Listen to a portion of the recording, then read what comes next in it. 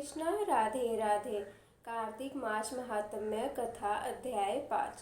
राजा पृथु बोले, हे नारद जी, आपने कार्तिक मास में स्नान का फल कहा। अब अन्य मासों में विधि पूर्वक स्नान करने की विधि, नियम और उद्यापन की विधि भी बतलाइए। देव ऋषि नारद ने कहा, हे राजन, आप भगवान विष्णु के अंश से उत्पन्न हुए हैं, अतः यह बात आपको ज्ञात ही है।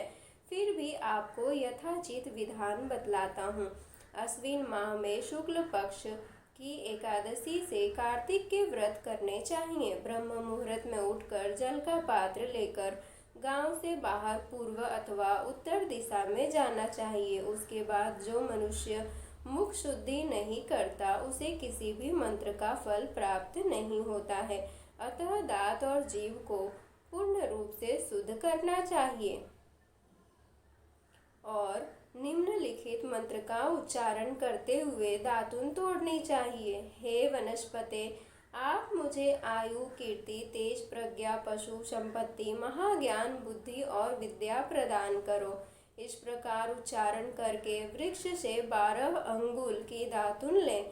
दूध वाले वृक्षों से दातुन नहीं लेनी चाहिए। इसी प्रकार कपास, कांटेदार वृक्ष तथा जले हुए वृक्ष से भी दातुन लेना मना है, जिससे उत्तम गंध आती हो और जिसकी टहनी कोमल हो। ऐसे ही वृक्ष से दंत धावन ग्रहण करना चाहिए। प्रतिपदा, अमावस्या, नवमी, छठी, रविवार को चंद्र तथा सूर्य ग्रहण में दातुन नहीं करनी चाहिए। तत्पश्चात भली भांति स्नान करके फूल, माला, चंदन और पान आदि पूजा की सामग्री लेकर प्रसन्न चित्त व भक्ति पूर्वक शिवालय में जाकर सभी देवी देवताओं की अर्घ, आचमनीय आदि वस्तुओं से पृथक पृथक पूजा करके प्रार्थना एवं प्रणाम करना चाहिए। फिर भक्तों के स्वर में स्वर मिलाकर श्री हरि का कीर्तन करना चाहिए। मंदिर में जो गायक भगवान श्री हरि का कीर्तन करने आए हों, उनका माला, चंदन, तांबूल आदि से पूजन करना चाहिए, क्योंकि देवालयों में भगवान विष्णु को अपनी तपस्या, योग और दान द्वारा प्रसन्न करते थे। परंतु कलयुग में भगवद गुणगान को ही भगवान श्री हरि को प्रसन्न करने का एकमात्र साधन माना गया है।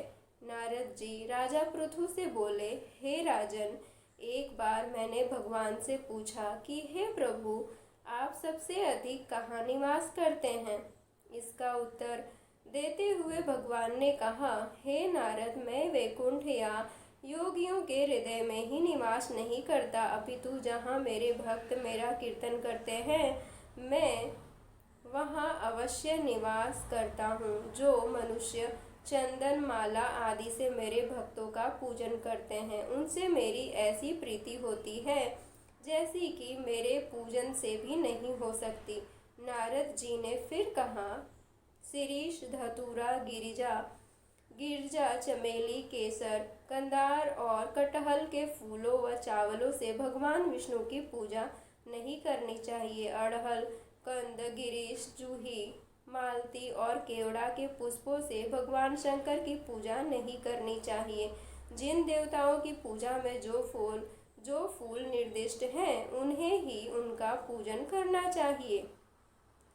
पूजन समाप्ति के बाद भगवान से क्षमा प्रार्थना करनी चाहिए, यथा, हे सुरेश्वर, हे देव, न मैं मंत्र जानता हूँ, न क्रिया, मैं भक्ति से भी हीन हूँ। मैंने जो कुछ भी आपकी पूजा की है उसे पूरा करें। ऐसी प्रार्थना करने के पश्चात साष्टांग प्रणाम करके भगवत कीर्तन करना चाहिए, श्री हरि की कथा सुननी चाहिए और प्रसाद ग्रहण करना चाहिए। जो मनुष्य उपरोक्त विधि के अनुसार कार्तिक व्रत का अनुष्ठान करते हैं, वह जगत के सभी सुखों को भोगते हुए अंत में मुक्ति को प्राप्त करते हैं। हरे कृष्णा।